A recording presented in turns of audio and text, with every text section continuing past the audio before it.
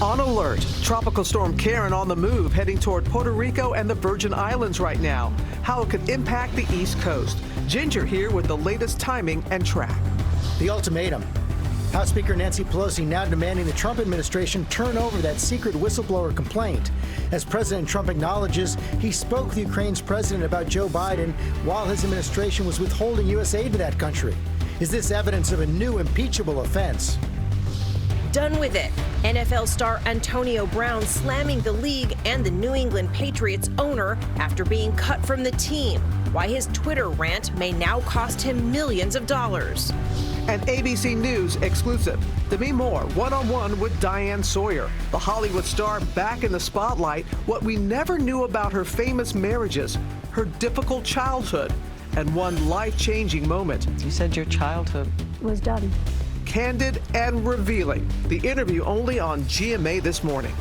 The couple who went to extremes to find their missing pet, quitting work, searching for weeks straight, a sweet reunion 57 days in the making. And shock and awe at the Emmys. Oh my God! The breakout star besting Julia Louis-Dreyfus for the biggest awards of the night. Game of Thrones, reigning supreme, and history made. The category is love, y'all. With this win for Billy Porter, we're backstage with the biggest winners right here on GMA. Good morning, America.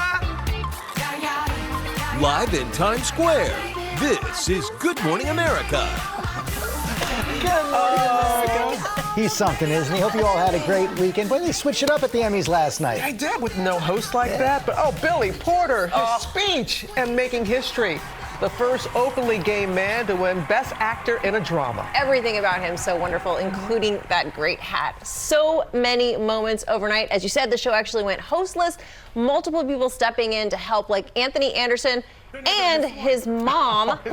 She took home a few Emmys, or she took. I don't think she took them home. Took a few Emmys with her. Yeah. Amy, of course, was right there for it all. We'll have much more with her ahead. We will, but first we're going to begin with Tropical Storm Karen heading toward Puerto Rico and the Virgin Islands this morning. Watches are now in effect as the 11th named storm of the hurricane season moves in. Ginger, of course, starts us off with the latest. Good morning, Ginger. Good morning to you, Robin. We've got a lot of areas of concerns, a tropical depression, Jerry, and Karen. But let's start with Karen because that's the one that could impact not just Puerto Rico and the U.S. Virgin Islands, but a lot of people concerned about its impacts potentially to the United States. Right now, the two models we look at are not in agreement, but we've got time with this thing. By the end of the week, early weekend, we should have a better and more clear look. In the imminent future, I can tell you there will be impacts to the U.S. Virgin Islands, including St. Croix, St. Thomas, and tropical storm warnings for the island of Puerto Rico and, of course, Vieques as well.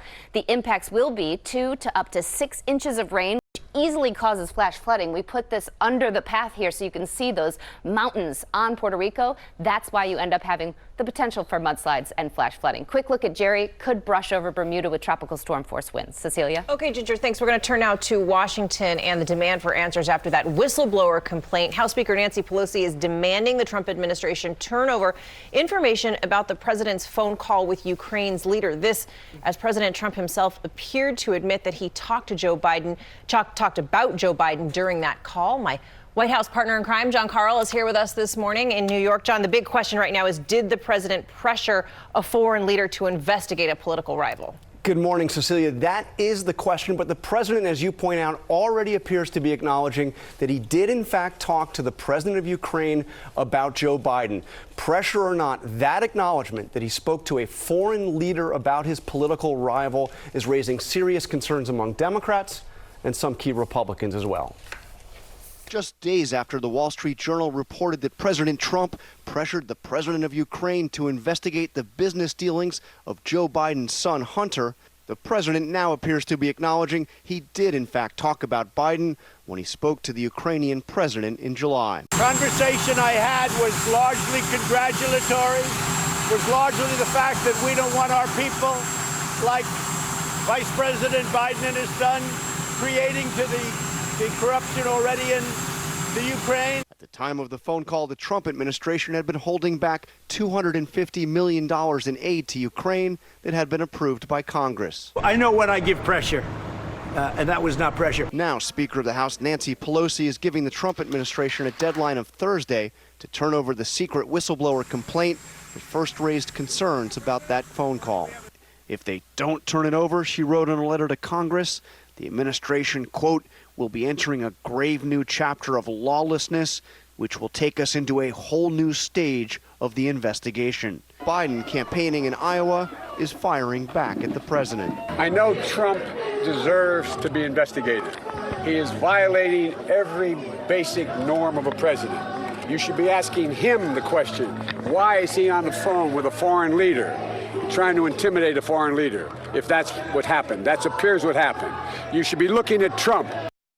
For the most part, criticism of the president's actions here has come from Democrats, but there is one key exception. Senator Mitt Romney is now saying that if the president asked or pressured Ukraine's president to investigate a political rival, quote, it would be troubling in the extreme. Meanwhile, George, the president is on the world stage all week here in New York at the UN General Assembly. Including meeting with the Ukrainian president Wednesday. Right there. The big question now is you saw Nancy Pelosi's ultimatum right there. The president said he was open to releasing the transcript of this call. Any indication the White House will actually follow through on that or the whistleblower complaint? Well, the White House has talked about, the White House aides have talked about possibly releasing the transcript or the complaint. But I'll tell you, the fact that Pelosi herself is demanding this may actually set it back. This president, this White House has repeatedly stonewalled Congress over and over again. And just yesterday, you heard from both the Secretary of Treasury and the Secretary of State that it's unlikely that they'll release that transcript. Okay, so let's take that to Congress. Thanks, John Springer, our senior congressional correspondent, Mary Bruce, for more on this. That was a dramatic escalation from Nancy Pelosi yesterday.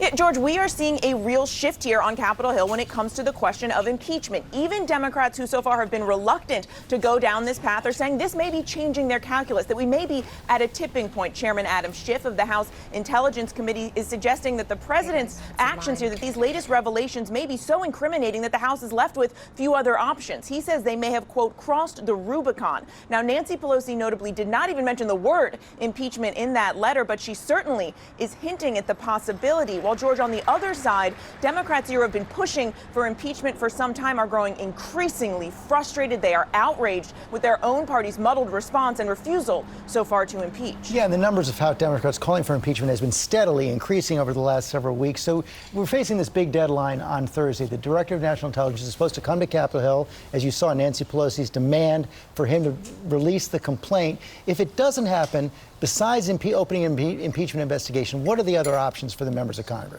Yeah, well, George, we're in a little bit of unprecedented territory here. Democrats are making it clear they want this whistleblower complaint, and they're going to use every bit of leverage and tool that they have available. That includes their power of the purse and possibly fighting this out in court. Now, come Thursday, if they don't get the information that they want, Democrats could move ahead to subpoena that complaint or the transcript of the president's phone call. But, George, all of the plan Bs that are available could be very slow moving, and that is only likely to add to Democrats' growing frustration here on the Hill. Mary Bruce, thanks very much to see you. Okay, George, now to these new fears this morning about the spread of that rare mosquito-borne virus responsible for at least 7 deaths from Michigan to Massachusetts. Eva Pilgrim is there in East Lyme, Connecticut, one of the places where this disease has turned deadly.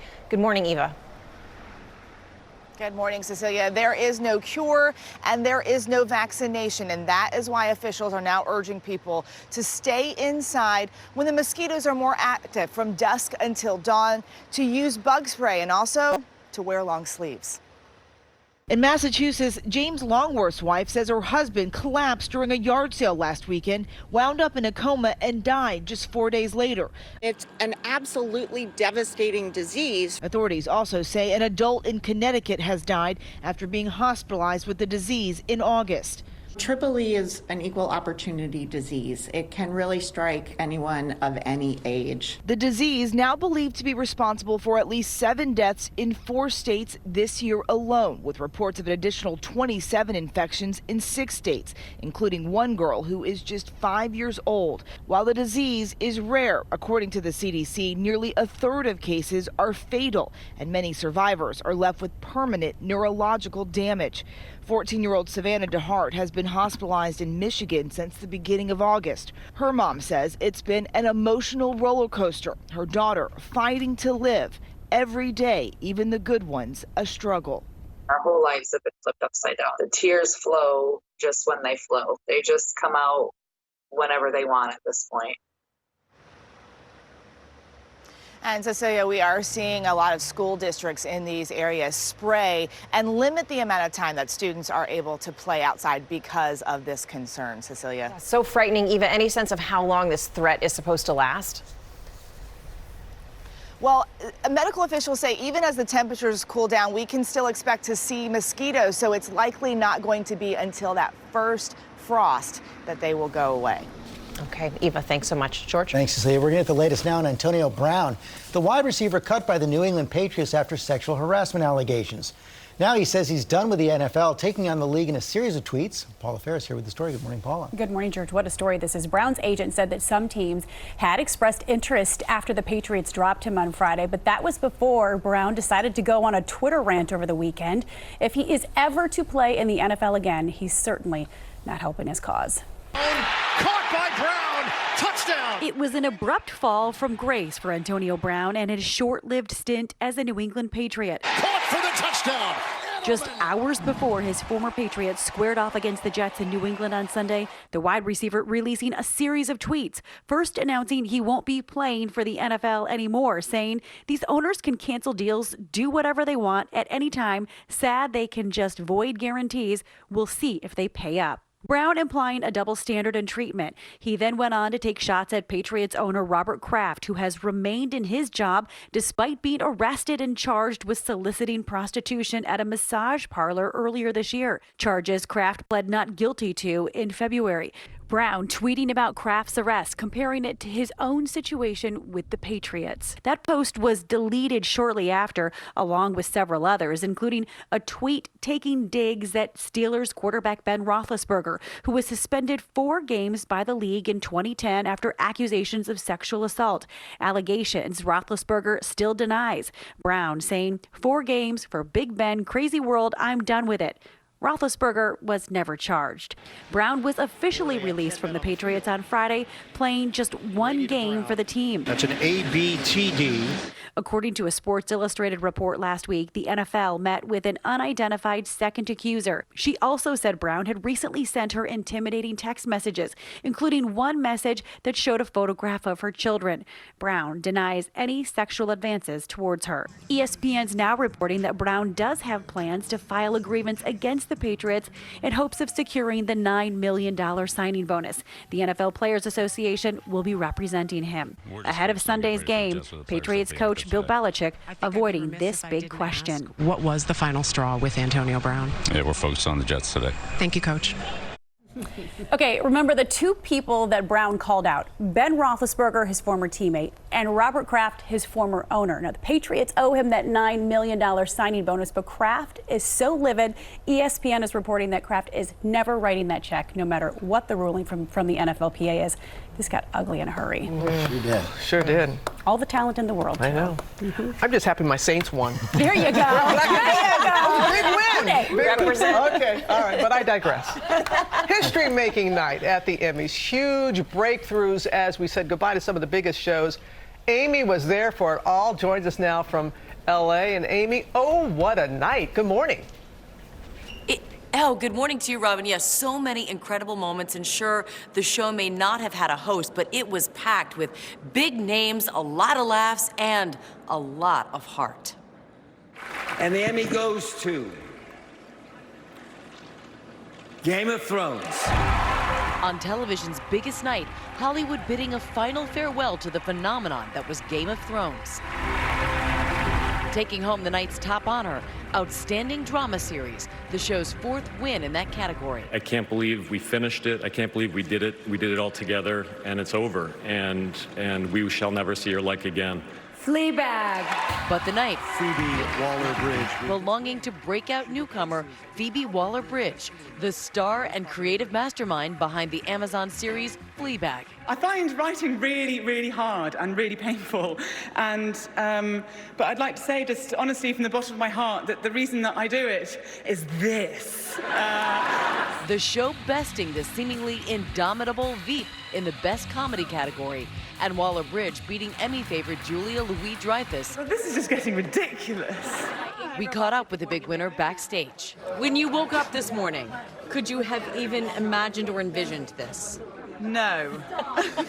No. I mean, the imagining and the dreaming and, the fantasy of it, you're on your way to the Emmys and you're like, what if? We're all going, it might happen, and then it does, and we're all like, oh.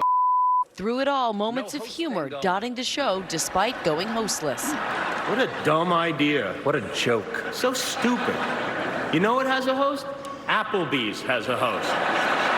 Comedian Thomas Lennon acting as commentator, even taking a veiled shot at Felicity Huffman. The producers have asked me to give a special shout out to any of our previous lead actress winners who are watching tonight from prison.